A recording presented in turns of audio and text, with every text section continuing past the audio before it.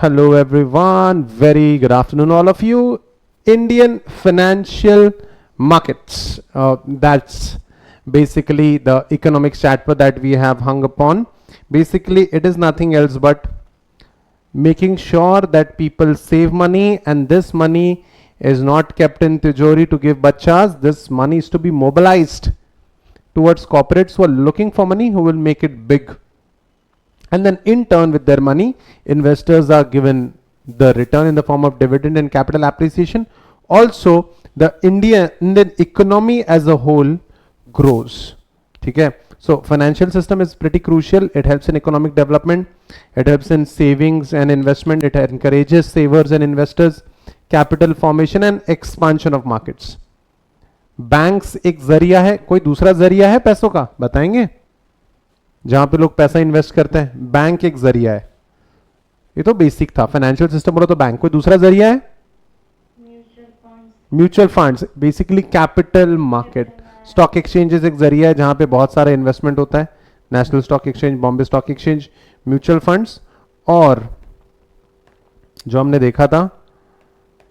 देखा था एक है इंश्योरेंस. एक बड़ा सेक्टर है जहां पे अब धीरे धीरे Amazon, फ्लिपकार्ट भी इस सेक्टर में आना चाहते हैं. तो basically making sure that the funds are available to the corporates as and when required. ठीक है. लेकिन इंडिया में फाइनेंसेस की कमी थी थोड़े. अगर हम लोग हिस्ट्री में जाएं तो सबसे पहला वो कौन सा स्टेप था जो इंडिया ने लिया, बताएंगे?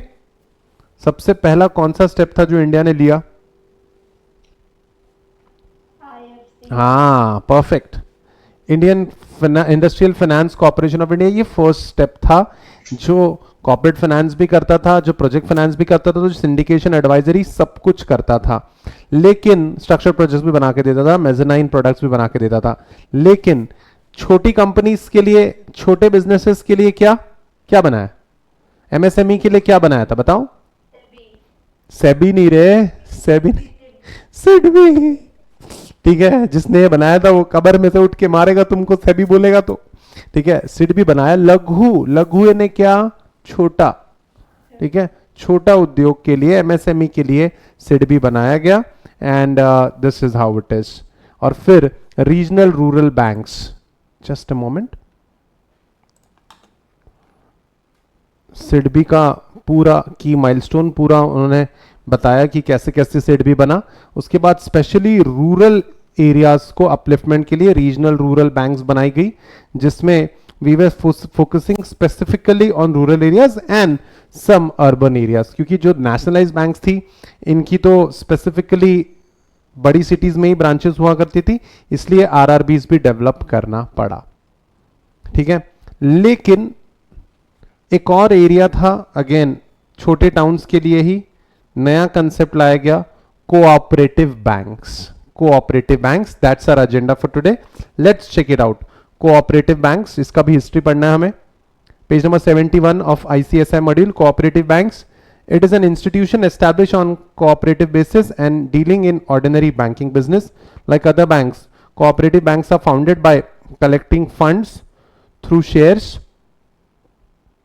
accept deposits and grant loans. लेकिन सर कोऑपरेटिव बैंक भी तो लोन देती है और हमारी नॉर्मल बैंक, कमर्शियल बैंक भी तो लोन देती है, तो इसमें डिफरेंस क्या है? ठीक है. कोऑपरेटिव बैंक भी तो लोन देती है और हमारी नेशनलाइज बैंक्स भी तो लोन देती है, तो उसमें डिफरेंस क्या है? Let's check it out. Cooperative और जॉइंट स्टॉक होल्डर बैंक्स, यानी जो कॉर्पोरेट कंपनी लिमिटेड बनती है, उनमें डिफरेंस क्या है? Let's check it out.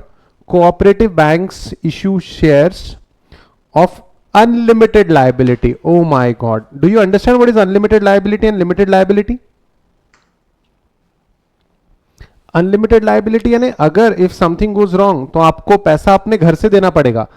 और जॉइंट स्टॉक बैंक जो होती है, कंपनी जो लिमिटेड बैंक होती है, नाम ही होता है उनका लिमिटेड. लिमिटेड यानी क्या? Limited liability. तो जॉइंट स्टॉक होता है जो शेयर बेस्ड होता है, जो शेयर बेस्ड बैंक होता है वो लिमिटेड लायबिलिटी वाला होता है. कोऑपरेटिव बैंक्स अनलिमिटेड लायबिलिटी वाला होता है. किस टाइप की लायबिलिटीज अच्छी है, लिमिटेड लायबिलिटी या अनलिमिटेड लायबिलिटी? मेरी लायबिलिटी इस बिजनेस तक ही सीमित रहेगी तो मेरे पर्सनल एसेट्स प्रोटेक्टेड रहेंगे, सिक्योर्ड रहेंगे. लेकिन अगर मेरी अनलिमिटेड लायबिलिटी रहेगी और मेरा बिजनेस में नुकसान हो गया तो बिजनेस के एसेट्स भी जाएंगे और पर्सनल एसेट्स भी जाएंगे. So that's joint stock. Joint stock यानी सबने मिलके जो शेयर्स खरीदे और जॉइंटली एक बैंक बनाई है, that is joint stock. In cooperative bank one share holder has one vote. O my God, one share holder in cooperative bank, one share holder has one vote. Company में क्या होता है? One share one vote. तो अगर हम लोग joint stock banking की बात करें तो one share one vote concept रहेगा. यहां पे कोऑपरेटिव बैंक में one share holder one vote. यानी अगर पवन गौकर के पास 10,000 शेयर से कोऑपरेटिव बैंक है और मानसी के पास 15,000 है, जैकलिन के पास 5,000 है, प्रतीक के पास 2,000 है और चिन्मय के पास 50,000 है, फिर भी सबके पास कितना वोटिंग पावर रहेगा? Same voting power, equal voting power. Cooperative bank में पैसों से कोई शेयर होल्डर बड़ा नहीं बन सकता. ये कोऑपरेटिव बैंक का कैसा कंसेप्ट है ना, पैसा इंपॉर्टेंट नहीं है, हम सब पैसे जमा करते हैं और म्यूचुअल सेल्फ हेल्प करने की कोशिश करते हैं. सेल्फ हेल्प कंसेप्ट के ऊपर कोऑपरेटिव बैंक्स चलता है कि हम लोग मदद करने के हिसाब से आए हैं. Cooperative banks are generally concerned with rural credit and provide financial assistance for agriculture and rural activities. Joint stock companies are primarily concerned with credit requirements of trade and industry. ये भी यानी एरिया ऑफ फोकस भी दोनों का अलग अलग है. Area of focus भी दोनों का अलग अलग है. इनका एरिया ऑफ फोकस ट्रेड और इंडस्ट्री है जॉइंट स्टॉक बैंकिंग कंपनीज का, और कोऑपरेटिव बैंक का एरिया कौन सा कंसिडरेशन है? रूरल और एग्रीकल्चर पे उनका ज्यादा फोकस है. Cooperative banks in India is a federal in structure. It's federal in structure. ये फेडरल स्ट्रक्चर क्या होता है? 3 अलग अलग लेवल पे काम करता है ये. ठीक है, primary credit sources, central cooperative bank and state cooperative bank. तो primary credit sources rural areas में काम करता है, विलेजेस में काम करता है. Central cooperative bank district level पे काम करता है और स्टेट कोऑपरेटिव बैंक नाम में ही लिखा है किस लेवल पे काम करेगा? स्टेट लेवल पे. देखो या cooperative banking in India is federal in structure. Primary credit societies are the lowest rung, यानी सबसे निचले लेवल पे होता है ये. Then there are central cooperative bank at district level, मैंने पहले ही कहा था. ठीक है, central cooperative bank district level and state cooperative bank at the state level. Joint stock banks do not have such federal structure. उनका branch basis पे होता है, उनका कोई पहले ये फिर ये ऐसा कोई कंसेप्ट नहीं होता है. गाइस आप ये बना लेंगे छोटा सा डायग्राम? Make this. इस पे एमसीक्यू बन सकता है.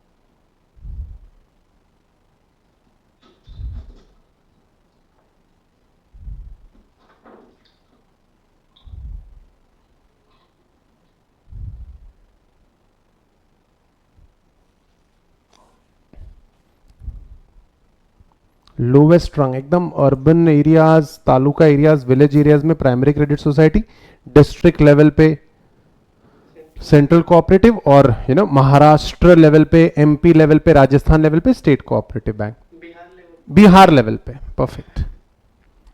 कोऑपरेटिव. अच्छा मिर्जापुर कहाँ आएगा? मिर्जापुर प्राइमरी क्रेडिट लेवल पे आएगा वो. ठीक है. Then cooperative credit societies are located in villages spread over entire country.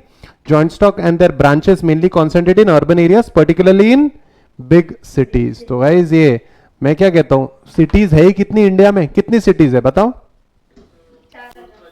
4,000. What knowledge यार, इतना स्टैटिस्टिकली कैसे रेडी हो तुम लोग?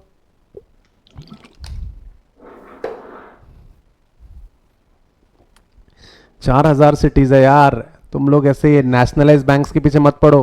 कोऑपरेटिव बैंक भी इंडिया को मजबूत बनाता है क्योंकि पैसा ये भी प्रोवाइड करता है। ठीक है, चलो देख लेते हैं history of cooperative banking. Cooperative movement in India was started primarily for dealing with problem of rural credit. The history of Indian cooperative banking started with passing of Cooperative Societies Act 1904. The objective of this act was to establish cooperative credit societies to encourage thrift, self help. मैंने क्या कहा आपको, ये याद रखना। ठीक है, ये याद रखना तुम लोग, म्यूचुअल सेल्फ हेल्प, यानी हम लोग आपस में ही एक दूसरे की मदद करेंगे। ठीक है, और थ्रिफ्ट होता है the quality of using money and other resources carefully and not wastefully. Thrift यानी क्या होता है, वहां पे एक वर्ड यूज किया गया थ्रिफ्ट। थ्रिफ्ट यानी हम लोग पैसा उड़ाते हैं, करेक्ट, हाँ या ना, हम लोग पैसा उड़ाते हैं, हाँ या ना? नहीं सर, हम लोग नहीं उड़ाते सर, हम बहुत एक टाइम खाना खा के कैसे तो रहते हैं सर। एक मिनट, हम लोग हिसाब से पैसे यूज करते हैं। ठीक है, थ्रिफ्ट यानी using the money very carefully, very resourcefully. ठीक है, then self help, cooperation amongst agriculturist, artisans and persons of limited means, यानी जिनके पास ज्यादा पैसे नहीं होते उनको मदद करने की हेल्प से ये बनाया जाता है। ठीक है, आर्टिसंस यानी क्या, आर्टिसंस यानी क्या, यानी जो बहुत ही, यानी क्या बोलेंगे उसको, जो हाथ से चीजें बनाता है उसको आर्टिसन कहते हैं। हाथ से चीजें बनाता है जो, नहीं आर्टिफिशियल नहीं, आर्टिफिशियल नहीं, आर्टिसन से नहीं, जो हाथ से चीजें बनाता है दैट इज आर्टिसन, जिनकी इनकम बहुत कम होती है। ठीक है, जैसे गमला बना लिया, मटके बना लिए, तो ये लोग बहुत ही बेसिक लेवल पे काम करते हैं, उनको मदद करता है ये। Many cooperative credit societies were set up under this act. The Cooperative Societies Act 1912 recognized the need for establishing new organization for supervision, auditing and supply of cooperative credit. These organizations were a union consisting of primary societies and central bank and provincial banks. ये पहले की बात है। Although the beginning has been made in the direction of establishing cooperative society and establishing cooperative, extending cooperative credit, but the progress remained unsatisfactory in pre-independence period. Even after being in operation for half a century, the cooperative credit formed only 3.1% of total rural credit in 1951-52. यानी cooperative credit societies या ये cooperative banking ने India में 1950 तक तो कुछ खास नहीं अचीव किया। ठीक है, उसके बाद स्ट्रक्चर ऑफ कोऑपरेटिव बैंकिंग, तुमने थोड़ा बहुत स्ट्रक्चर तो पढ़ ही लिया है, फेडरल स्ट्रक्चर है। गाइस हाईलाइट लिख लो कहीं तो, cooperative credit banking is federal, has a federal structure in India. कौन कितने लेवल्स हैं, लेवल्स बताएंगे? प्राइमरी, हाँ हाँ, and state. Wonderful, beautiful, beautiful. There are different types of cooperative credit institution working in India. These institutions can be classified into two broad categories. Cooperative credit institution दो categories में काम करती है, agriculture credit and non agriculture. Agriculture credit institution dominate the entire cooperative credit structure. Agriculture credit institution what do they do, they dominate, यानी असली तो cooperative credit agriculture के लिए ही काम कर रहा है। Agriculture credit institution dominated entire cooperative credit structure.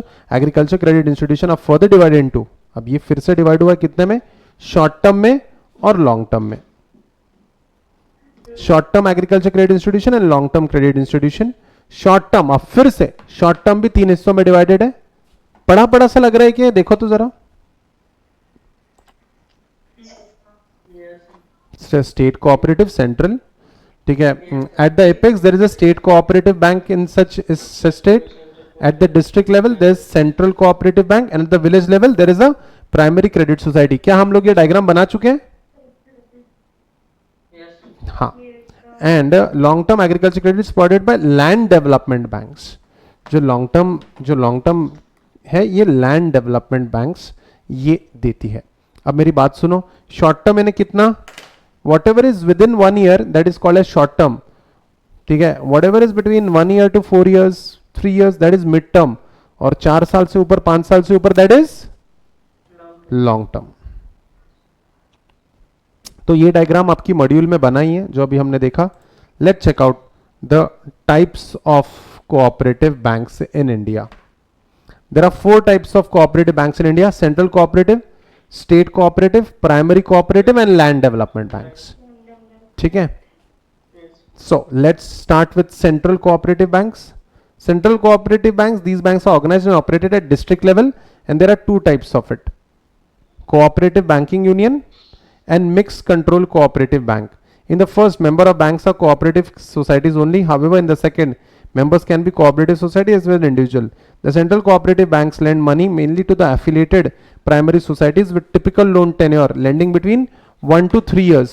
एक मिनट, ये 1 से 3 साल तक का ही लोन क्यों देते हैं? उसके बाहर क्यों नहीं दे पाते ये लोग?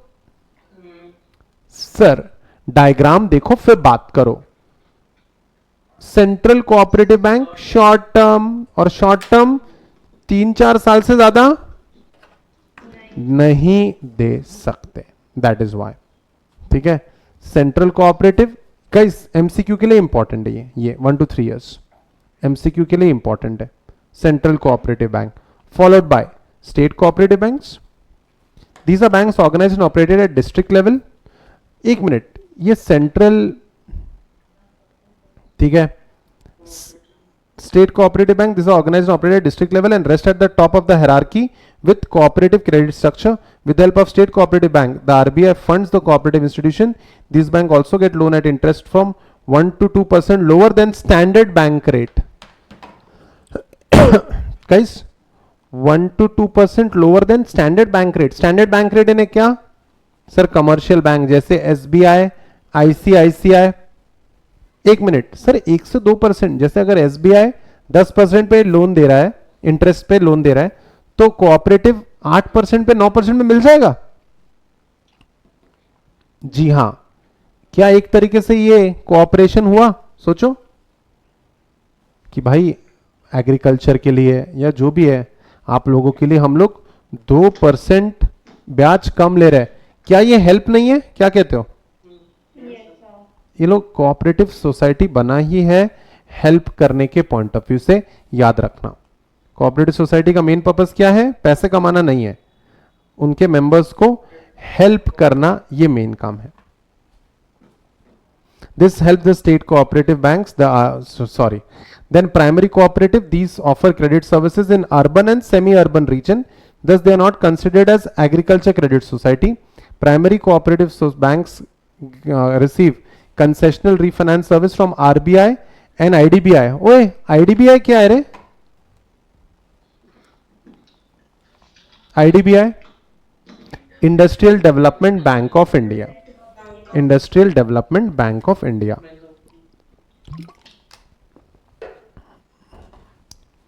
Then, with the help of state primary cooperative bank receive concessional refinance from RBI and IDBI from time to time to offer housing loans and other types of loan that used by small businesses. And the last one, land development bank. Guys, land development bank, land development यानी इसका मतलब क्या?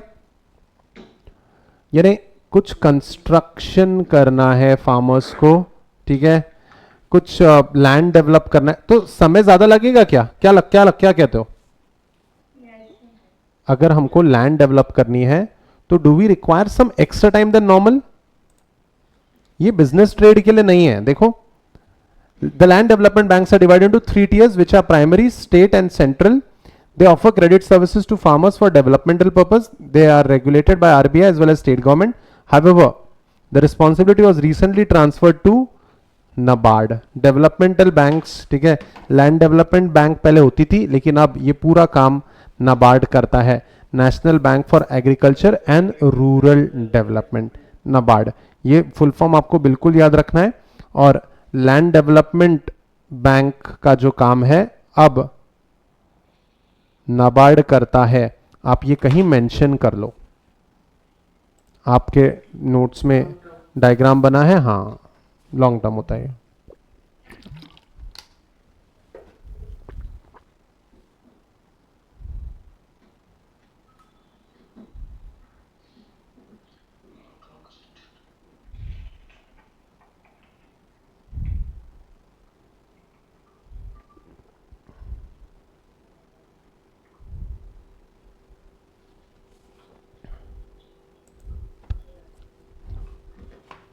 Alright, so that's that cooperative credit institution जो है, to be honest इसमें और भी बहुत सारी चीजें होती है, सिर्फ एग्रीकल्चर ऐसा नहीं होता है, मल्टीपल चीजों के लिए कोऑपरेटिव क्रेडिट सोसाइटीज बनती है, हाउसिंग के लिए बनती है, ठीक है, मिल्क के लिए बनती है, मार्केटिंग के लिए बनती है।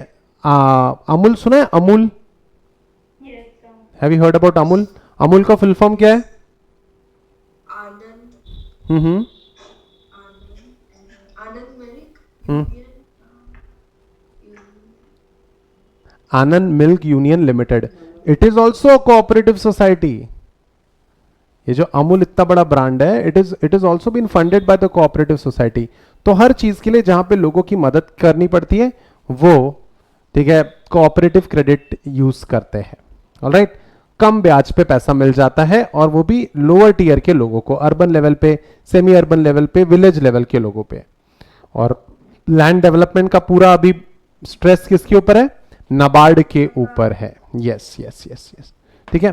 अब हाँ, थोड़ा सा मैं आपको, पूरा नाम ही है ना उसका, agriculture and rural development, national bank for agriculture and rural development, ठीक है। अब थोड़ा मैं आपको एक कंप्लीट पिक्चर दिखाना चाहता हूं इस पूरे, जब हमने इतना सारा पढ़ लिया अब तक। तो guys it goes like this, schedule bank, non scheduled bank, यानी जो आरबीआई की नोटिफिकेशन में शेड्यूल में आया हुए बैंक्स है, उन्होंने एक पूरा लिस्ट दिया बैंक्स का, उसको कहते हैं शेड्यूल बैंक। आरबीआई के शेड्यूल में जो बैंक आती है, दिए हुए टेबल में, शेड्यूल यानी एक टेबल दिया होता है जिसमें बैंक का नाम होता है। अगर आप उस शेड्यूल में हो तो आप शेड्यूल बैंक हो, अगर आप उस शेड्यूल के बाहर हो, आप उस शेड्यूल में आपका नाम नहीं है, उस टेबल में आपका नाम नहीं है, तो आप नॉन शेड्यूल बैंक हो। उसमें एक होता है कमर्शियल बैंक और दूसरा होता है कोऑपरेटिव बैंक। कोऑपरेटिव बैंक जो हमने अभी पढ़ी, state cooperative, district cooperative and other cooperative. Commercial bank के अंदर public, private, foreign and RRB. This is how the entire thing is. बनाना चाहते हो ये? For better understandability please draw this.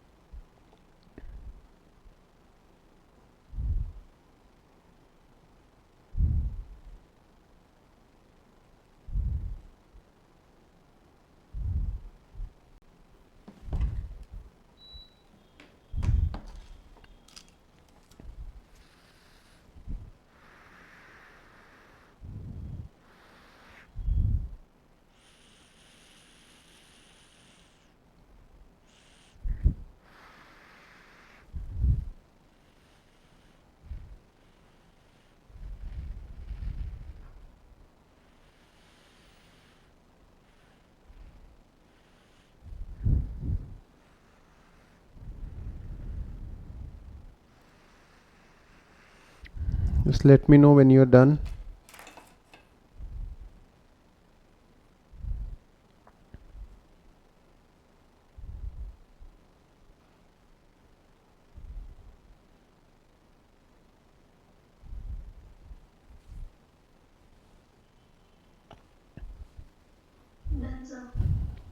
Great.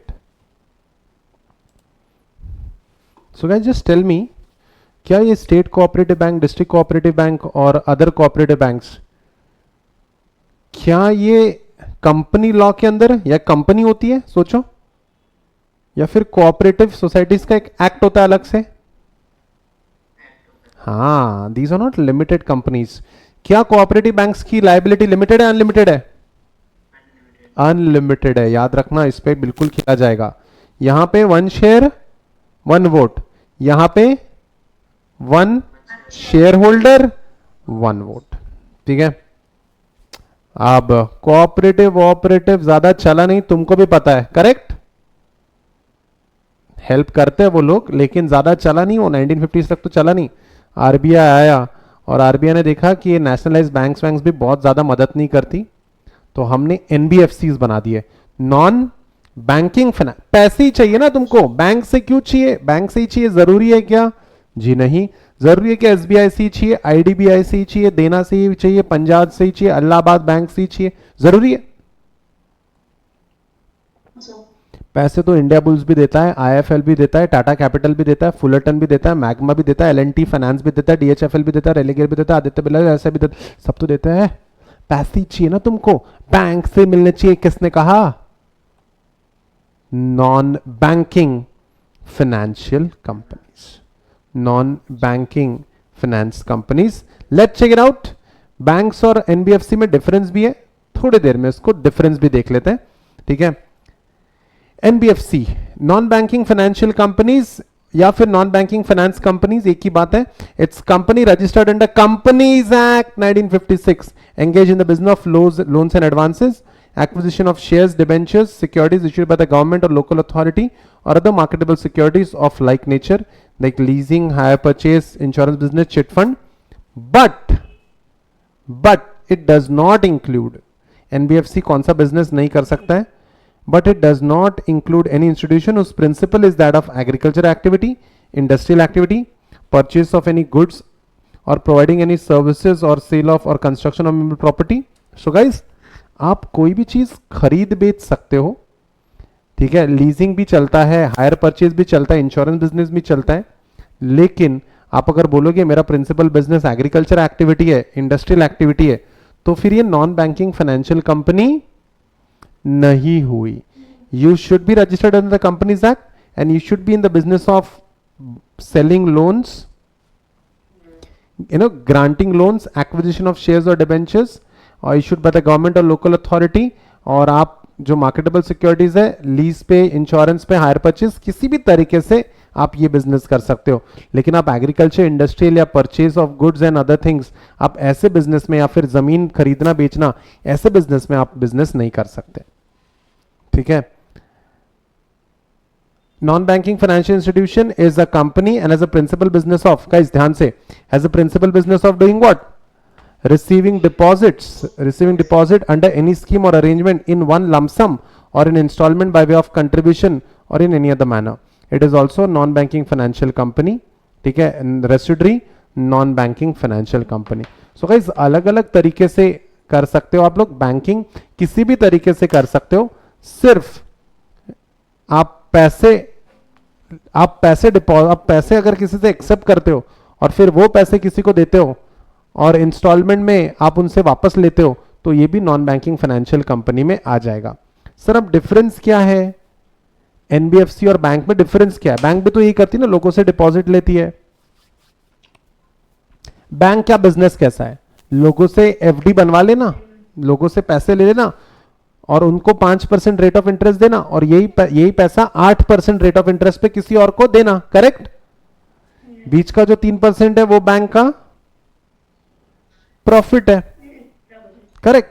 तो फिर सर एनबीएफसी भी तो यही करेगी ना, डिपॉजिट एक्सेप्ट करेगी। अब एक मिनट, अगर मैंने बैंक में एफडी बनाई, अगर मैंने बैंक पे एफडी बनाई, आज बनाई, और 2 साल बाद मैं 2023 में वहां जाता हूं और मैं अपने पैसे वापस, 2023 में मैच्योर होनी है, लेकिन मैं पैसे उनको कल, आज एफडी बना के 2 महीने बाद जाता हूं और बोलता हूं पैसे वापस दो, तो बैंक दे दी थी क्या मुझे पैसे वापस? हाँ है ना? हाँ सर, रेट ऑफ इंटरेस्ट जितना आपको पहले बोला था उतना नहीं देंगे, लेकिन आपके पैसे आपकी डिमांड पे आपको आपके पैसे वापस मिल जाएंगे। हाँ, रेट ऑफ इंटरेस्ट जो उन्होंने एफडी पे कहा था 6% देंगे, वो 3% मिलेगा फिर आपको। एनबीएफसी में ऐसा नहीं होता है, एनबीएफसी में डिमांड बेसिस पे डिपॉजिट नहीं किए जाएंगे पैसे। आपने उनको अगर पैसे दिए तो वो एक पर्टिकुलर टाइम पे ही आपको पैसे वापस मिलेंगे, तब तक आपका पैसा वहां पे लॉक हो जाएगा। NBFC do not accept demand deposit. चलो देख लेते हैं one by one. NBFCs lend and make investment and hence their activities are akin to that of banks, यानी akin to यानी just like. However, there are few differences. सबसे पहला, NBFC cannot accept demand deposits. Demand deposit समझा ना पहले, पहले उसके लिए डिमांड डिपॉजिट समझना पड़ता। मुझे मेरे पैसे चाहिए, आज मैंने बैंक में 50,000 रुपए डाले और कल मैं वापस लेने जाऊं तो मिल जाएंगे क्या? हाँ मिल जाएंगे, बिल्कुल मिल जाएंगे, बिल्कुल मिल जाएंगे, कोई प्रॉब्लम नहीं। नहीं, बैंक के हिसाब से मिल जाएंगे, एनबीएफसी में ऐसा नहीं होता। NBFC do not form a part of payment and settlement system and can not issue cheques. Banks cheque दे सकते हैं, एनबीएफसी चेक नहीं दे सकते। ध्यान रखना, हाईलाइट कर लो, NBFC can not issue cheques. या deposit insurance facility of Deposit Insurance and Credit Guarantee Corporation is not available for depositors of NBFC unlike in case of banks. अगर हम लोग बात करते हैं एनबीएफसी की, अगर बैंक में आपका पैसा, अगर बैंक डूब जाती है तो डिपॉजिट किए हुए पैसों का इंश्योरेंस होता है। अगर आपने बैंक में 5 लाख रुपए डाले हो मान लो, तो वो पैसे आपको अगर हम लोग बात करते हैं बैंक्स में, तो डिपॉजिटर्स का पैसा इंश्योर्ड होता है एक पर्टिकुलर एक्सटेंट तक। डिपॉजिटर्स का पैसा इंश्योर्ड होता है, यानी डूब गई बैंक ना तो भी तुम परेशान मत हो, तुम्हारे पैसे मिल जाएंगे। एनबीएफसी अगर डूब गई ना गलती से तो वो पैसे भी डूब जाएंगे। No deposit insurance facility. आप समझ रहे हो? तो कौन सा बेटर है, बैंक में डालोगे पैसे, एनबीएफसी में डालोगे? सर एनबीएफसी में थोड़ा रिस्क ज्यादा है, लेकिन एनबीएफसी भी अच्छे से बिजनेस करती है। ये थोड़े ज्यादा पॉइंट्स है क्योंकि ये सीएस एग्जीक्यूटिव के पॉइंट्स हैं। आपके लिए पॉइंट नंबर 1, पॉइंट नंबर 2 और ये पॉइंट नंबर 3 ही काम का है। Advantages of NBFC. एनबीएफसी आया क्यों है ये बता देता हूं, ये आपके नोट सिलेबस में नहीं है, सिर्फ आपको समझाने के लिए कि एनबीएफसी की जरूरत क्यों पड़ी। NBFCs are more profitable than bank because of their lower cost. This aids in giving cheaper loans to the customer. Come rate of interest में एनबीएफसी आपको लोन मिल जाता है। बैंक में लोन मिलने की बहुत सारी प्रोसीजर होती है, एनबीएफसी से लोन मिलना आसान होता है, पेपर वर्क कम होता है। ठीक है, छोटे बोरोवर्स को एनबीएफसी केटर कर देता है and the loan processing facility of NBFC is faster than the other banks. तो बेसिकली कम ब्याज दर पे पैसा मिल जाता है, आसानी से मिल जाता है, छोटे बोरोवर्स पे भी ध्यान रखा जाता है और जल्दी मिल जाता है। या दीज आर द एडवांटेजेस। तो गाइस शॉर्टकट में लिख लो जल्दी जल्दी, what are the advantages of NBFC और बैंक, ताकि आप पढ़ पाओगे। Cheaper loans, easy to get loan, जो भी हाईलाइटेड है उतने ही पॉइंट्स लिखो।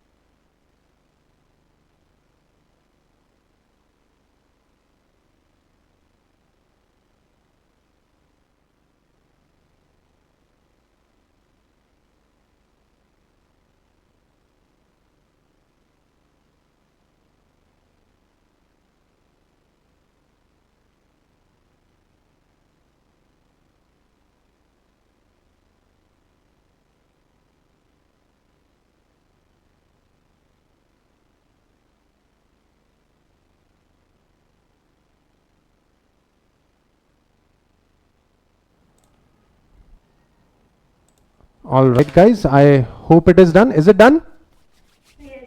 अब एनबीएफसी से जल्दी लोन मिल जाता है, चीपर मिल जाता है, ठीक है, और स्मॉल बोरोवर्स पे कंसंट्रेट करता है, इसलिए एनबीएफसी भी जिंदा है। कोई ऐसी एनबीएफसी बता सकते हो जिसको सबसे पहली बार बैंकिंग का लाइसेंस मिला है? It is Kotak Mahindra. Beautiful, यही काम में आएगा। ये छोटा छोटा जो नॉलेज बेस तुमने बनाया है यही काम में आने वाला है। अब there are multiple categories of NBFC जो आरबीआई के साथ रजिस्टर्ड है। अलग अलग कैटेगरी है, सबका अलग अलग बिजनेस का तरीका अलग अलग है। तो हमें ये पढ़ना है, इसमें से जरूर एक क्वेश्चन आएगा। टू बी ऑनेस्ट, ये आप जैसा अभी पढ़ोगे वैसे का वैसा एनबीएफसी के ऊपर एक पूरा चैप्टर है आपको सीएस एग्जीक्यूटिव में। सीएस एग्जीक्यूटिव में पूरा चैप्टर, और ये वैसे का वैसा दिया एग्जीक्यूटिव में। आज अच्छे से पढ़ोगे, एग्जीक्यूटिव में भी ये नॉलेज काम आएगा। ठीक है, so will you give your best shot? चलो, सबसे पहला, different types of NBFC. NBFCs are categorized in the term of types of liabilities into deposit and non-deposit accepting, non-deposit taking NBFC by their size into systemically important and other non-deposit holding companies। ये सब exactly क्या है थोड़ी देर में पता चल जाएगा आपको। Within a broad categorization, the different types of NBFCs are। सबसे पहला टाइप है asset finance company। What do you mean by asset finance? सोचे थोड़ा। अच्छा, एग्रीकल्चरल के लिए, एग्रीकल्चरल एक्टिविटीज के लिए असेट क्या हो सकता है? हो सकता है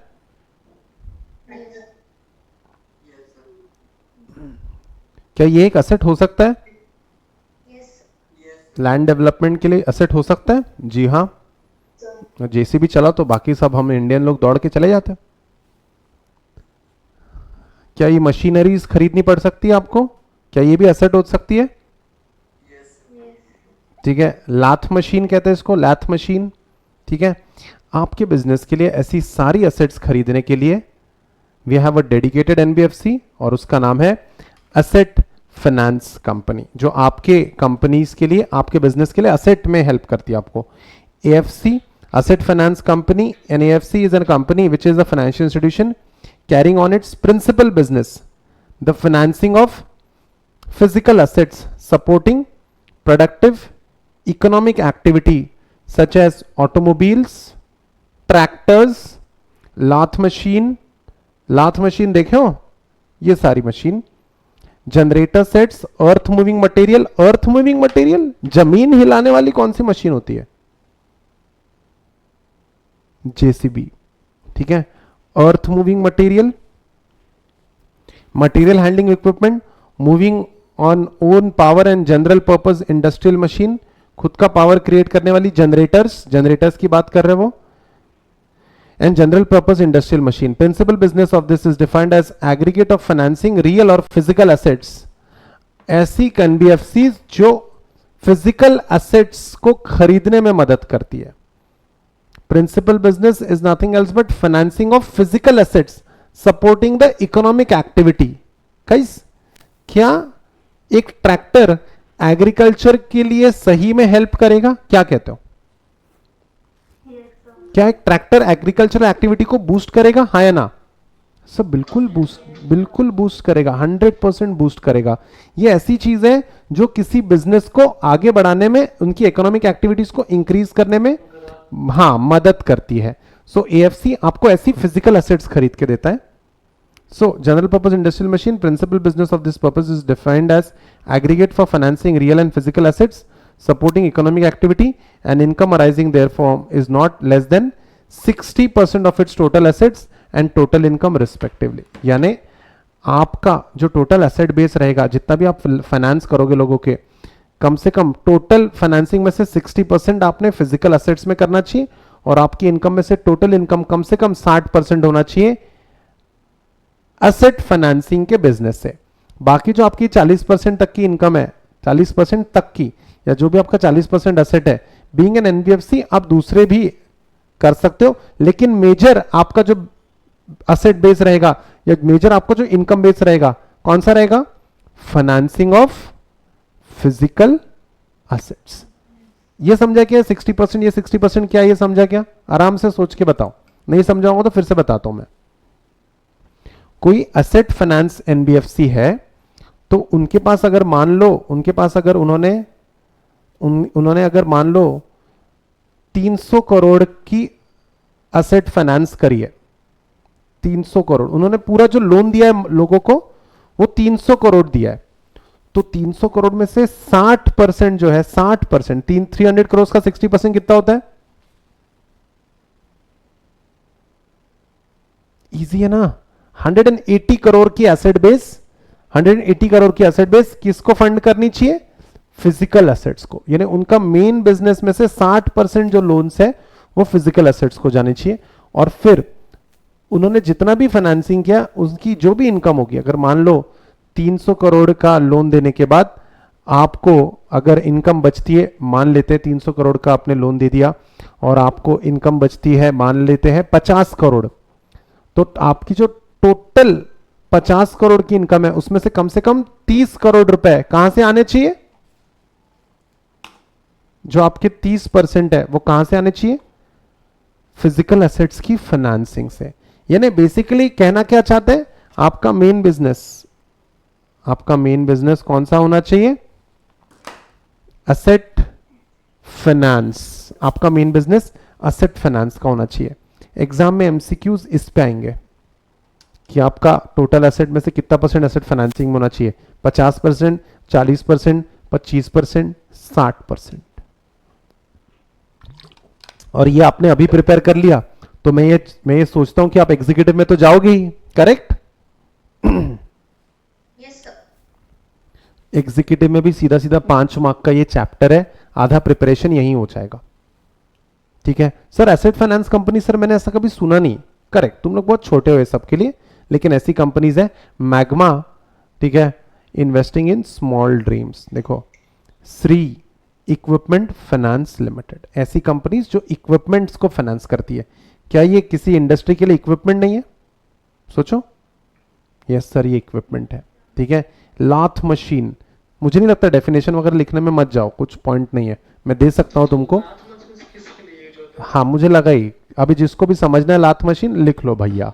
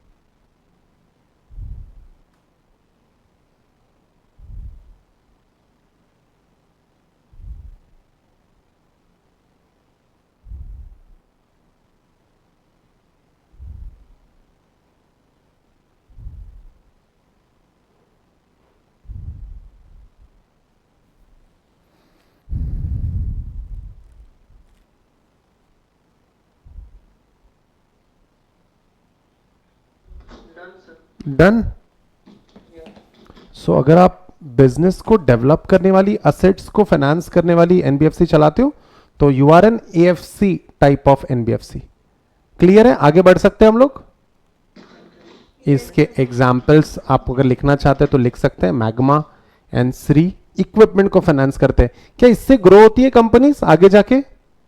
आज मुझे ये मशीन चाहिए, मुझे 5 लाख रुपए की जरूरत है, मेरे पास है नहीं, तो क्या मेरी ग्रोथ रुक जाएगी? जी हाँ, इसलिए ऐसी कंपनीज बहुत जरूरी है। Investing in the smallest dream. Next category of NBFC is investment company. Investment company sir जो दूसरी कंपनीज के शेयर्स अक्वायर करती है। देखो, it means a company which is a financial institution carrying on its principal business the acquisition of securities. सिर्फ दूसरे companies के share खरीदना, इन्वेस्ट करना, यही उनका काम है, दूसरा कोई काम नहीं है। एक्विजिशन ऑफ सिक्योरिटीज के लिए इन्वेस्टमेंट कंपनी। सो कौन सी कंपनी ऐसी? टाटा की, टाटा इन्वेस्टमेंट कॉर्पोरेशन लिमिटेड। आप एग्जांपल्स लिखते चल रहे हो ना? लिख लो एग्जाम्पल, क्योंकि एग्जीक्यूटिव में भी काम आने वाला है।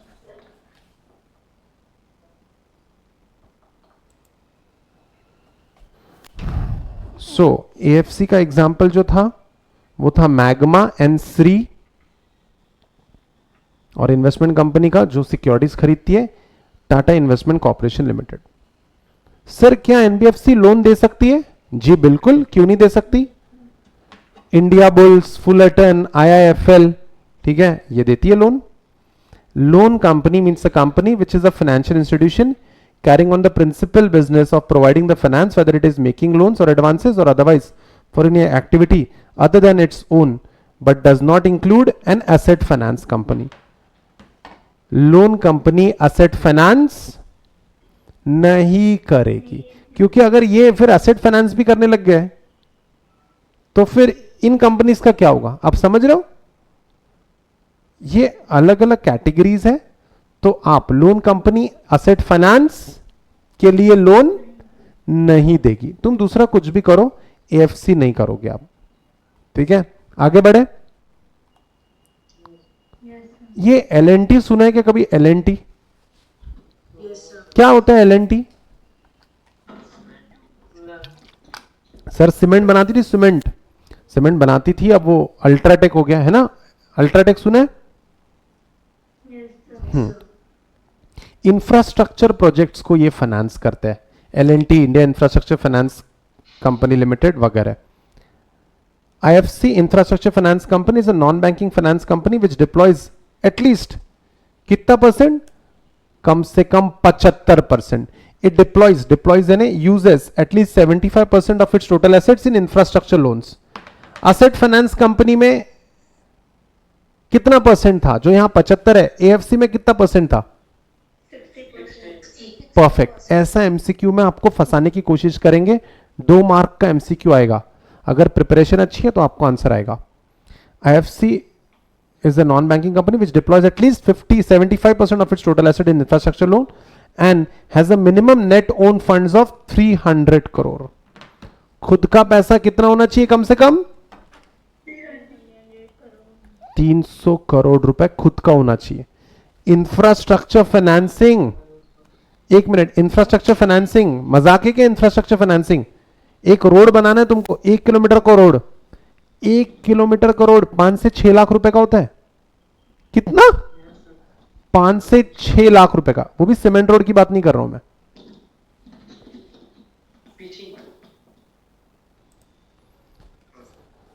कैसा है जो हमने अभी जो 75% पढ़ा है, 75%, तो आपका मेन बिजनेस क्या है? इंफ्रास्ट्रक्चर फाइनेंस का. आपका मेन बिजनेस कौन सा है? Infrastructure finance. तो तुम दूसरे फाइनेंस भी दे सकते हो, लेकिन तुमने जितने भी लोन दिए लोगों को, मान लो तुमने 1500 करोड़ के लोन दिए, तो 1500 करोड़ में से कितना परसेंट इंफ्रास्ट्रक्चर को फाइनेंस करना चाहिए आपने?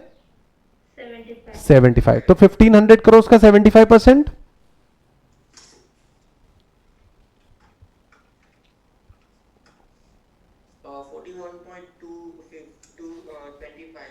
क्या बोल रहे हो भाई? ओए, कौन सी दुनिया में हो तुम? 1500 करोड़ का 75% निकालना है. तुम लोगों को परसेंट निकालने नहीं आते बे? कैसा करोगे? ऐसे सीएस बनोगे? 1125 करोड़ रुपए.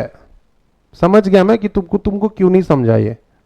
अगर 1500 करोड़ के तुम्हारे टोटल लोन्स है तो कम से कम 1500 करोड़ का 75% दैट इज 1125 करोड़ किस में होने चाहिए? इंफ्रास्ट्रक्चर में. वैसे ही असेट फाइनेंस कंपनी में अगर मान लो तुम्हारे अगर 1500 करोड़ के लोन्स थे, तो 1500 करोड़ में से कितने? 60%. 60% ऑफ 1500, 900 करोड़ असेट फाइनेंस में जाने चाहिए. बाकी तुम 600 करोड़ दूसरे बिजनेस में दूसरे लोन्स में यूज कर सकते हो, लेकिन मेजॉरिटी आपका कहां जाना चाहिए? असेट फाइनेंस में.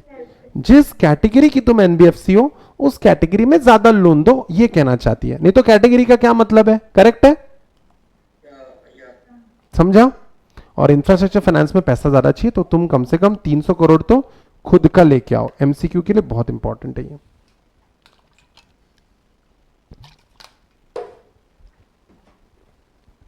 IBFC is a non-banking company which deploys 75% minimum net owned funds, तुम्हारे खुद के fund 300 crore, and a minimum credit rating of A or equivalent and a CRAR of 15%. Credit rating, तुम कैसे स्टूडेंट हो? कैसे पता चलता था? तुम्हारे ग्रेड से, A है, B है, C है, D है. वैसे ही कंपनी का भी क्रेडिट रेटिंग होता है. सबसे बेस्ट होता है AAA, फिर डबल ए, फिर A, triple B, double B, फिर B, triple C, double C, C, और सबसे ढक्कन होता है D. डी। ट्रिपल ए का मतलब हाईएस्ट सेफ्टी, डबल ए का मतलब हाई सेफ्टी, ए का मतलब एडिक्वेट सेफ्टी, ट्रिपल बी का मतलब मॉडरेट सेफ्टी, डबल बी का मतलब इनएडिक्वेट सेफ्टी, बी का मतलब हाई रिस्क, सी का मतलब सब्सटैंशियल रिस्क, और डी का मतलब डिफॉल्ट। ठीक है। इंफ्रास्ट्रक्चर की कंपनी में कम से कम कितनी क्रेडिट रेटिंग होनी चाहिए? कम से कम A. ए तो होनी चाहिए, ए। अगर ट्रिपल ए रहा तो देंगे क्या वो लोग? देंगे क्या हम लोगों को? हम लोगों को एनबीएफसी बनाएंगे क्या ट्रिपल ए रहा तो? हाँ सर, कम से कम ए होना चाहिए। डबल ए तो उससे बेटर है, ट्रिपल ए तो उससे भी बेटर है। तो इन सारे ए या उसके ऊपर की सबको आईएफसी बनने का लाइसेंस, परमिशन मिल जाएगा आरबीआई की तरफ से। क्रेडिट रेटिंग समझा क्या? कंपनी की क्रेडिट वर्दीनेस होती है, नहीं तो लोगों से पैसा लेके डुबा देंगे ना ये लोग, ऐसा नहीं होना चाहिए। इंफ्रास्ट्रक्चर फाइनेंस कंपनी के पास कम से कम कितनी रेटिंग होनी चाहिए? ए। ये लिखना चाहते हो? सिंबल लिख लो। सबसे बेस्ट होता है ट्रिपल ए और सबसे वर्स्ट होता है D.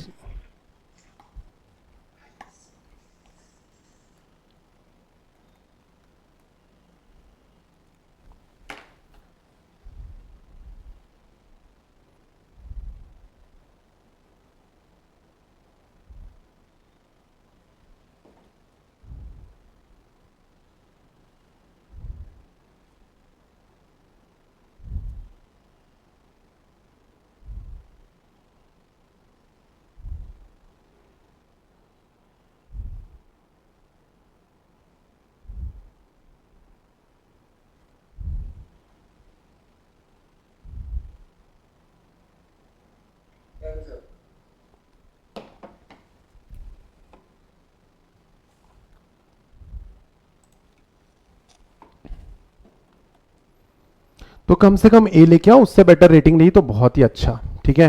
And capital to risk asset ratio CRAR, इतना सारा आपके सिलेबस में नहीं है, लेकिन इंफ्रास्ट्रक्चर फाइनेंस कंपनी बनना है तो तुम्हारा capital to risk asset ratio CRAR कम से कम 15% होना चाहिए।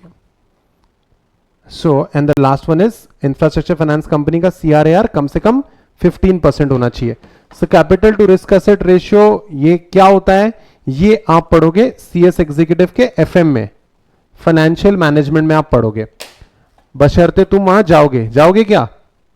लेकिन अगर किसी को भी फिर भी अगर पढ़ना है कि capital to risk asset ratio का अगर आपको फॉर्मूला अगर लिखना ही है किसी को, तो Tier 1 capital plus Tier 2 capital on risk weighted assets, तो तुम समझ लो कि ये थोड़ा सा, ठीक है, ये हाई लेवल का है, सिर्फ इतना लिखो, इतना ध्यान में रखो। CRAR कितना होना चाहिए IFC के लिए? 15%। That's it. Systemically important core investment company. Sir ये तो डिफिकल्ट है बहुत ही। सिस्टमिकली का मतलब पहले तो बताओ। सिस्टमिकली का मतलब, ओके, सिस्टमिकली का मतलब ऐसा होता है कि अगर यानी कोई चीज इतनी इंपॉर्टेंट हो जाना कि अगर वो डूब गया, वो बर्बाद हो गया, तो सब कुछ तहस नहस हो जाएगा। जैसे मान लो हमारी स्टेट बैंक ऑफ इंडिया अगर बंद हो गई, तो क्या इंडियन बैंकिंग इंस्टीट्यूशन खतरे में आ जाएगा? क्या कहते हो? बहुत हालत खराब हो जाएगी इंडिया की। State bank of India is systemically important. Something जो एक चीज फेल होगी सब बर्बाद हो जाएगा, सब बर्बाद। जैसे CSCET में तुम फेल हो गए, अगर बोलना नहीं चाहिए ऐसे, लेकिन अगर हो गए तो क्या हालत खराब हो जाएगी? हाँ सर, तो सपना देखा था वो पूरा नहीं होगा सर, टूट जाऊंगा सर मैं ऐसा मौका ही नहीं आने दूंगा मैं। करेक्ट। सिस्टमिकली इंपॉर्टेंट कोई ऐसी चीज जो फेल नहीं हो सकती, क्योंकि अगर वो फेल हो गई सब बर्बाद हो जाएगा। तो systemically important core investment company, इसको कहते हैं CIC NDSI। सर ये क्या है? CIC core investment company, ND non deposit, SI systemically important. समझा क्या? इसका बेस्ट एग्जांपल है टाटा कैपिटल। इसका बेस्ट एग्जांपल है टाटा कैपिटल। सर थोड़ी देर पहले भी तो आपने ये एग्जांपल दिया था। नहीं, वो इन्वेस्टमेंट कंपनी था, ये CIC है। Investment company Tata investment corporation limited, ये अलग एग्जांपल है, नाम नाम अलग है कि देखो, ये टाटा इन्वेस्टमेंट कॉर्पोरेशन, ये नाम देखो टाटा कैपिटल।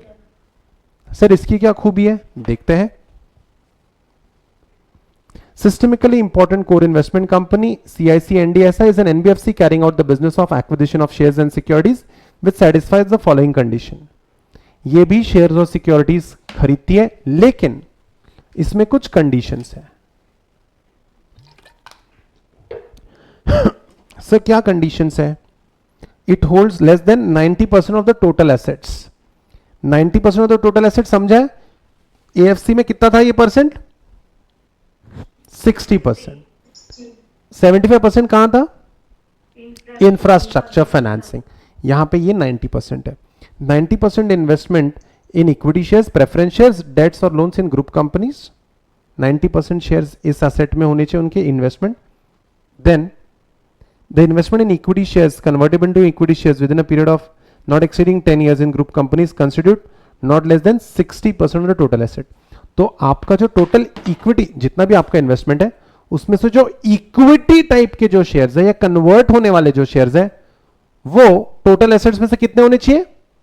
देखो टोटल एसेट्स में से कितने होने चाहिए? 60%। एक मिनट, मैं इन्वेस्ट करूंगा मान लो 5,000 करोड़, उसमें से मेरे 4,500 करोड़ या तो इक्विटी शेयर्स में रहेंगे, प्रेफरेंस शेयर्स में रहेंगे, या डेट और लोन में रहेंगे। लेकिन 5,000 करोड़ में से 60%, 5,000 करोड़ का 60% कितना हुआ? 3,000 करोड़ मेरे इक्विटी शेयर्स में होने चाहिए। करेक्ट? समझा यहां तक? और it does not trade in its investment in shares except through block sale for the purpose of dilution or disinvestment। Market में जो शेयर ऐसे खरीदते बेचते हैं ना, मार्केट में जैसे शेयर खरीदते बेचते हैं, ये लोग ऐसा शेयर खरीदेंगे बेचेंगे नहीं। ये लोग एक एक दो दो शेयर, 10-10, 15-15 शेयर ऐसा नहीं बेचेंगे। करेंगे तो ब्लॉक सेल करेंगे कि हमको अब इस कंपनी से जुड़ना ही नहीं है। टोटली डिसइन्वेस्ट करोगे, आप ट्रेडिंग नहीं करोगे, आप ट्रेडिंग नहीं करोगे। और इसका असेट साइज रहेगा, sorry, it does not carry any other financial activity except investment in bank deposit, money market instrument, government securities, debt issuances of group companies or guarantees issued on behalf of the companies. Its asset size is rupees 100 crore and above. Asset size कितना है? 100 crore and above. It accepts public funds. It accepts public funds. अब NBFC में sir systemically important आपने बताया, तो sir systematically non important रहा, systemically non important रहा तो जिसका असेट साइज 100 करोड़ से ज्यादा है वो सिस्टमिकली इंपॉर्टेंट है, और जिसका असेट साइज 100 करोड़ से कम है वो नॉन सिस्टमिकली इंपॉर्टेंट है। समझा कि मैं क्या कह रहा हूं? ये आपके सिलेबस में नहीं है, ये मेरा रिसर्च है गाइस। ये सब कुछ इजी बन जाएगा अगर आज अच्छे से पढ़ लिया तो एग्जीक्यूटिव के लिए भी आसान बन जाएगा। थोड़ा डिफिकल्ट है क्योंकि एग्जीक्यूटिव लेवल का है। ये लिख लीजिए आप ताकि आपके दिल में कुछ ना रहे।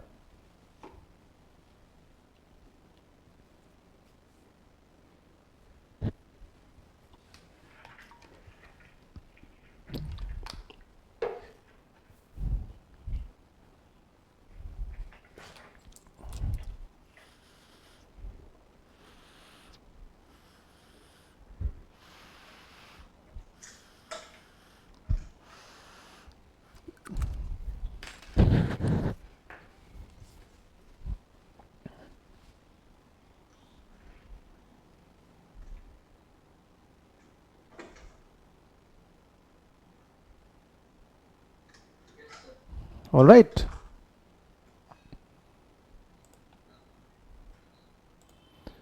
So categories of NBFC registered with RBI में हम लोगों ने साइज की बेसिस पे सिस्टमिकली इंपॉर्टेंट और नॉन, तो बच्चे के दिल में होता है कि नॉन सिस्टमिकली इंपॉर्टेंट कब होगा?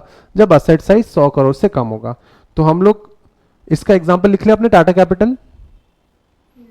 कोर इन्वेस्टमेंट कंपनी ने कितना परसेंट इक्विटी प्रेफरेंस या डेट में डालना चाहिए? 90%। जिसमें से कितना परसेंट, यानी आपके टोटल एसेट में से कितना परसेंट इक्विटी शेयर्स में होना चाहिए या कन्वर्टेबल इक्विटी शेयर्स में होना चाहिए? 60%। बस ये याद रखो, असेट साइज आपका कम से कम 100 करोड़ का होना चाहिए, ठीक है, इस चीज को ध्यान में रखो, बाकी तो कोई लोड नहीं है। उसके बाद infrastructure debt fund, infrastructure debt fund sir थोड़ी देर पहले तो पढ़ा, सुनो ना, वो इंफ्रास्ट्रक्चर डेट फंड नहीं था, वो इंफ्रास्ट्रक्चर फाइनेंसिंग कंपनी थी। एलएनटी ही था उसमें भी, एलएनटी ही था, एलएनटी का दूसरा भी है, डाइवर्सिफाइड कंपनी है। इंफ्रा डेट फंड देखते हैं इसका क्या मतलब है। Non banking financial company IDF infrastructure debt fund is a company registered as NBFC to facilitate flow of long term debt. ये सिर्फ लोन देती है लॉन्ग टर्म के लिए, ठीक है, long term debt for infrastructure projects. IDF NBFC raises resources through issue of rupee और dollar denominated bonds of minimum 5 years maturity. Guys long term के लिए आपको लोन देती है, तो कम से कम कितना मैच्योरिटी पीरियड वाला होता है ये? 5 साल। आप पैसे रुपीज में भी रेस कर सकते हो और डॉलर में भी, पैसे रुपीज में भी रेस कर सकते हो, यानी इंडिया के, यानी जो आपकी फंडिंग है जरूरी नहीं कि सिर्फ इंडिया से हो, आपकी फंडिंग इंडिया के बाहर से भी हो सकते हैं। एलएनटी, ठीक है, लार्सन एंड टर्बो, एलएनटी लार्सन एंड टर्बो, ये इंडियन लोग नहीं थे, ये मैकेनिकल इंजीनियर थे जो नीदरलैंड से इंडिया में आए थे वर्ल्ड वॉर 2 के वक्त, ठीक है, इन्होंने बनाई हुई कंपनी है ये। Forget that, that's history. 5 साल का मिनिमम ये डेट देते हैं, ठीक है, डिबेंचर्स के फॉर्म के फंडिंग देते हैं कम से कम 5 साल के लिए। So only infrastructure finance company can sponsor IDF non banking, यानी इंफ्रास्ट्रक्चर फाइनेंस कंपनी जो है वही इंफ्रा डेट फंड बना सकता है। समझ रहे हो? इंफ्रास्ट्रक्चर फाइनेंस कंपनी ही इंफ्रास्ट्रक्चर डेट फंड क्रिएट कर सकता है। यानी अगर आपको इंफ्रास्ट्रक्चर डेट फंड की banking non banking financial company बनानी है तो आपको उसके लिए पहले क्या करना पड़ेगा? एक इंफ्रास्ट्रक्चर फाइनेंस कंपनी बनानी पड़ेगी, फिर जो स्पॉन्सर करेगा इस डेट फंड को, ठीक है। ऐसे डायग्राम बना लो आप। पहले आपको, गाइस ये बहुत बड़ा रिसर्च है, ये कोई नहीं बता पाएगा आपको, तो पहले बनेगी एक इंफ्रास्ट्रक्चर फाइनेंस कंपनी और फिर वो बनाएंगे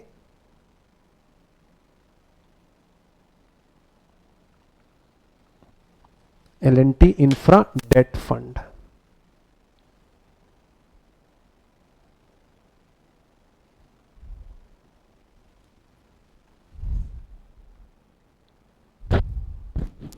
ये क्वेश्चन, ये जो लाइन ऊपर लिखी है, only infrastructure finance company can sponsor IDF infrastructure debt fund, ये एमसीक्यू के लिए आ सकता है।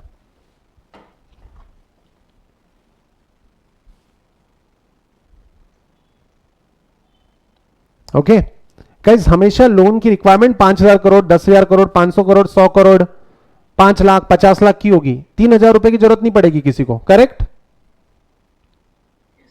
10,000 रुपए की जरूरत पड़ सकती है किसी को?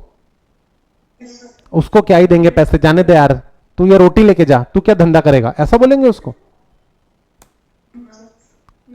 गाइस माइक्रो फाइनेंस जो बहुत छोटा छोटा पैसा होता है उसको कहते हैं माइक्रो फाइनेंस। एसकेएस नाम की एक अच्छी एनबीएफसी है जो माइक्रो फाइनेंसिंग करवाती है। माइक्रो फाइनेंस कंपनी, यानी कब बनेंगे ये लोग, कब बनेंगे ऐसे गरीब लोग, कब बनेंगे रईस लोग, करेक्ट है ना? क्या कहते हो?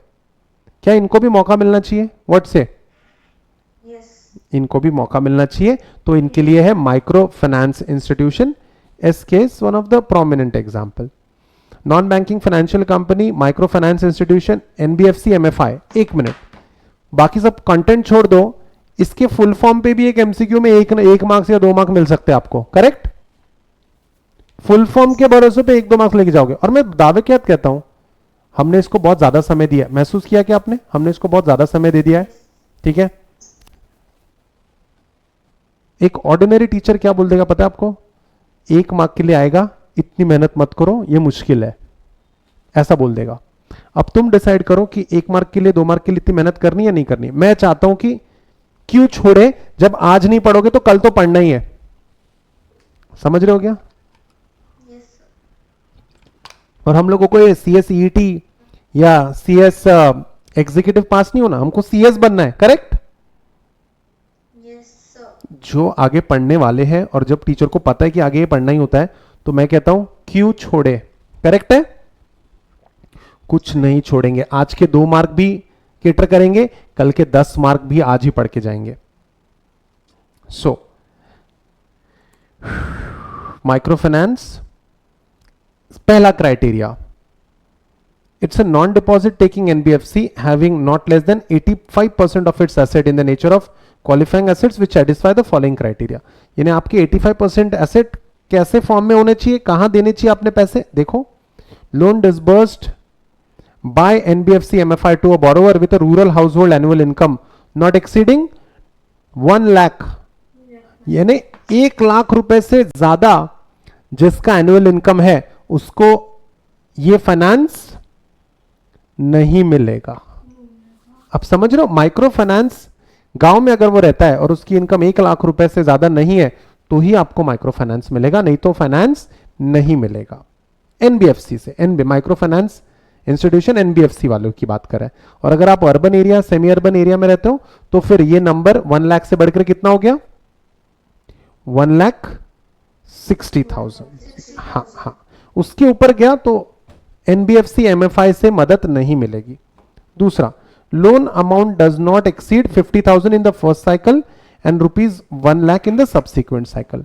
आप जो भी लोन दोगे, पहले राउंड में 50,000, दूसरे राउंड्स में 1 लाख रुपए, एक साथ आप ज्यादा पैसा नहीं दे सकते, ठीक है? डज नॉट एक्सीड, सर आप तो 2-3 हजार रुपए कह रहे थे, तो भाई 50,000 इज द अपर लिमिट, किसी को 5-6 हजार चाहिए होंगे तो 5,000 भी तो दे सकते हैं। उसके बाद total indebtedness of the borrower does not exceed 1 lakh. जिस बंदे की कमाई नहीं है, जिस बंदे की कमाई लाख रुपए नहीं है, तो उसका टोटल जो लोन होगा at any point of time 1 lakh से ज्यादा नहीं होना चाहिए। अगर आपने उसको 1 लाख से ज्यादा लोन दे दिया एक साथ, तो क्या हो जाएगा? डूब जाएंगे तुम्हारे वो पैसे। पैसे डूबने चाहिए क्या? नहीं नहीं। Then tenure of the loan shall not be less than 24 months or for the loan amount in excess of 15,000 with prepayment without penalty। यानी आपको, ठीक है, जो लोन के पैसे वापस चाहिए, कम से कम उसको 2 साल तो देने पड़ेंगे। 2 साल के पहले तो वो पैसे वापस नहीं करेगा, ये पहले से ही होना चाहिए। और इन एक्सेस ऑफ 15,000, ठीक है, और for a loan in excess of with prepayment without penalty. अगर कोई बंदा पहले पे करना चाहता है तो आप पेनल्टी उसको चार्ज नहीं करोगे। अच्छा, ये मुझे लोन चाहिए अगर, तो क्या कुछ गिरवी रखना पड़ेगा? क्या कहते हो? हाँ सर। अगर मैं बैंक गया और मैंने कहा मुझे 10 लाख रुपए लोन दो, तो वो कहता है कुछ पेपर्स वेपर्स है, घर भर के कुछ पेपर्स है? नहीं है, तो फिर चल भाग यहां से, कोई पैसे नहीं मिलेंगे। Loan to be extended without collateral. NBFC micro finance institution के अंदर कोई कोलैटरल, कोई सिक्योरिटी, कोई किसी भी टाइप की चीज गिरवी रखने की कोई जरूरत नहीं है। क्या ये बहुत बड़ी मदद हो गई? हाँ सर। ये सबसे बड़ी मदद हो गई। देखो,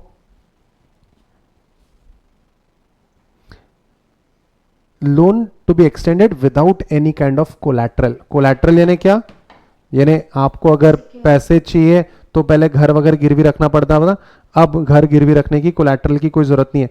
सर मेरे पास घर है ही नहीं इसलिए तो मैं लोन मांग रहा हूं ना सर। करेक्ट, उसके पास इतने पैसे नहीं है कि उसके पास खुद का घर हो, जिसके पास गिरवी रखने के लिए कुछ नहीं है, फिर भी आपका लोन अप्रूवल हो जाता है। That's the beauty of what? Micro finance institution, ठीक है, विदाउट कोलैटरल यानी विदाउट सिक्योरिटी। ध्यान में आया ये पॉइंट? लोन सबसे इंपॉर्टेंट है।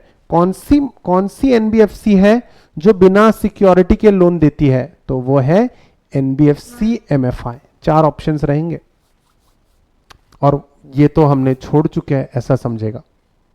और पैसे कैसे वापस करने हैं? देखो, aggregate amount of loan given for income generation is not less then 50% of the total loan given by MFI.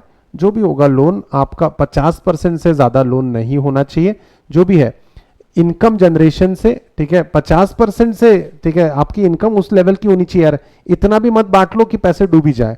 And loan is repayable on weekly, fortnightly, यानी हर 7 हफ्ते में भी आप 7 दिनों में भी पैसे वापस कर सकते हो, फोर्टनाइटली आप 15 दिनों में भी पैसे वापस करते हो, 14-15 दिन में भी, मंथली इंस्टॉलमेंट में। चॉइस ऑफ द बोरोवर, तुमको जब पैसे देने हैं, तुमको जब पैसे देने हैं तब आप पैसे वापस करो, कोई प्रॉब्लम नहीं है कि आप 1 हफ्ते में पैसे वापस करते हो, बोलते हैं ना उसको ईएमआई, ईएमआई बोलते हैं ना, Yes, sir. ईएमआई कितने दिनों में वापस देने हैं, मंथली, देखो मंथली देना है मंथली दे दे, सर मैं 15 दिन में देता हूं, 15 दिन में दे दे, कोई प्रॉब्लम नहीं, सर 7 दिन में देता हूं, 7 दिन में दे दे, कोई प्रॉब्लम नहीं है। चॉइस ऑफ द बोरोवर, यानी क्या सही में गरीबों की मदद हो रही है, क्या कहते हो? Yes, sir. जिनकी इनकम ही नहीं है, उन जिनके पास कोलैटरल नहीं है, उनके लिए बहुत अच्छी चीज है ये, ठीक है।